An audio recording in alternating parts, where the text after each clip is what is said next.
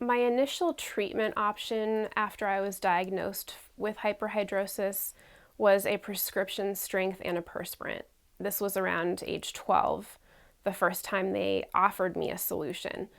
And so they told me to apply it to my hands and feet at night and then wrap my hands and feet in saran wrap and go to bed. Once I started doing my own research and went to an actual dermatologist at age 21 and heard the term hyperhidrosis for the first time, they prescribed some oral medications. I tried metoprolol, which is a beta blocker initially. That did not work for me, and it made me very dizzy and very tired. And then we moved on to an anticholinergic called glycopyrrolate. That gave me a little bit of dry mouth for a while and really did not decrease my sweating overall. So I would say those treatments failed. When I went to pick up my prescriptions at the pharmacy, I don't think the pharmacist realized that these medications were being prescribed for excessive sweating. The prescriptions were written obviously by a dermatologist who was more familiar with the condition, but not once did the term hyperhidrosis come up in that initial discussion with the pharmacist. They didn't realize that it was being prescribed as an off-label use to treat excessive sweating. I think topical products for hyperhidrosis do have a place in treatment.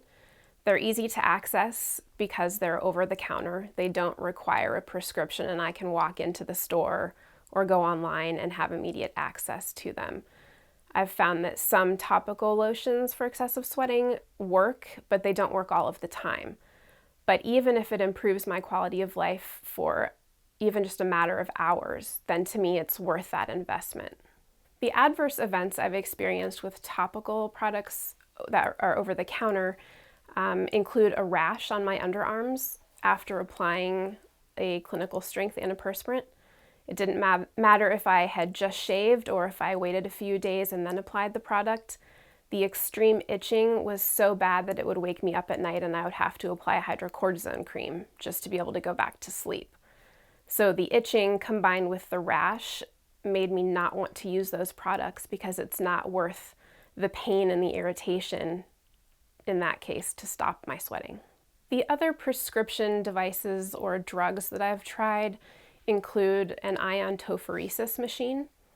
I'm still working with that machine to see if it helps my quality of life.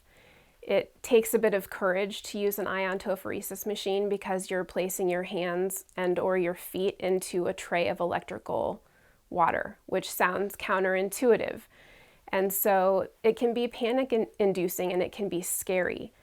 And the other thing with iontophoresis is that it takes a lot of time to treat yourself. It's 20 minutes of treatment and then you switch the polarity and then it's another 20 minutes. So you have to dedicate at least 45 minutes to this procedure either daily or several times per week. So patient compliance can be low if you're short on time. You really have to be able to devote the time and the energy to this treatment. So I'm still trying to decide whether that works for me because it is scary to put your hands into electricity with water.